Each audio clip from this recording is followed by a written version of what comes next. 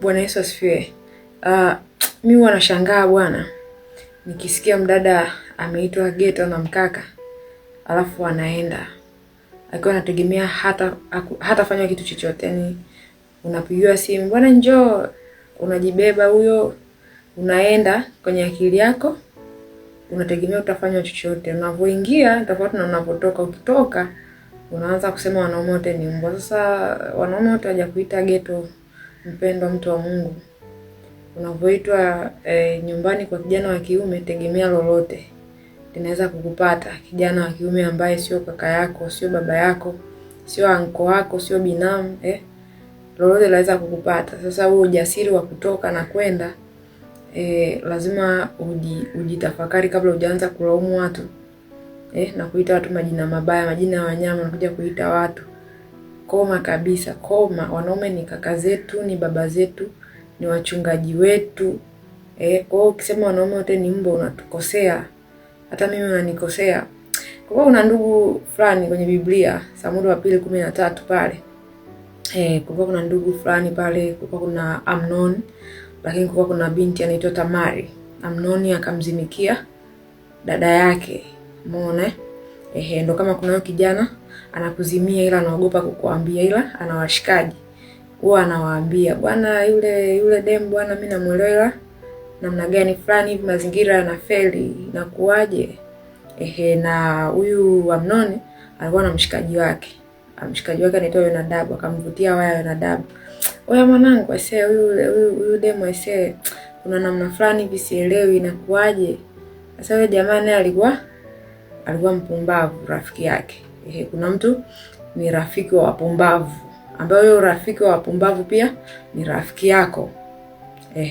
Anavyokuwa na uhusiano na marafiki zake wapumbavu, alafu wakati huo kuna namna anajisikia juu yako, akiwashirikisha na wale wanampa mbinu, kwa sababu wanaume huwa wanyimani mbinu. Kwa hiyo wanapeana mbinu pale nini. Kwa hiyo Nadabu akampa mbinu Amnoni, akamwambia sasa mwanangu, wewe cha kufanya, we lala, jifanye unaumwa. Ukijifanya unaumwa, mwambie aje akuletee chakula. Alafu baada ya hapo ndio hivyo namna gani vipi, umeona? Kwa alichokifanya Amnon, akaigiza anaumwa kama alivyoambiwa na mshikaji wake. Akajifanya anaumwa, akamwomba Tamari aje. Tamari akaja pale akamhudumia chakula na nini. Kumbe jamaa lilikuwa aliumwi bwana, lilikuwa kwenye mawindo, kuna kitu wanatafuta. Basi Amnoni kama vipi akapita na mdada wa watu maskini. Dada wa watu alikuwa ni mwanamwali, hakuwahi kabisa kukutana na mwanaume.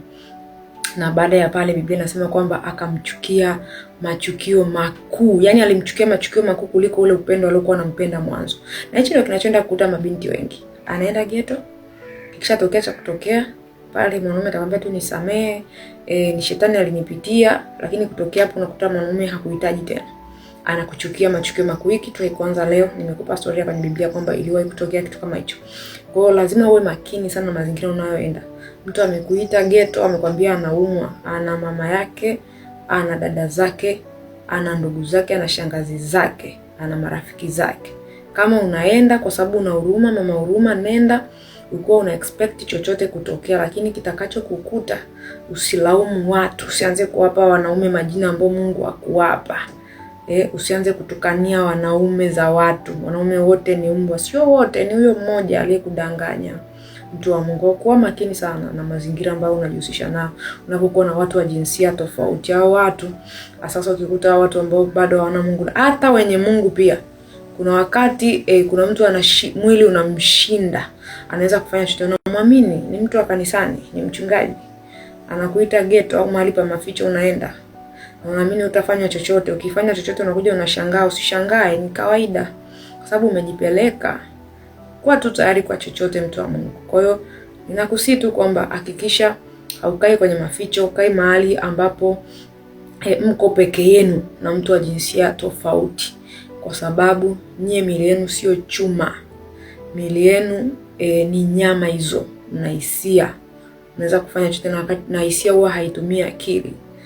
Hisia huwa inataka kujiridhisha. Kwa hiyo utajikuta umeyakosea maisha yako, umejikosea wewe binafsi na umemkosea Mungu. Kuwa makini, chukua tahadhari. Take care.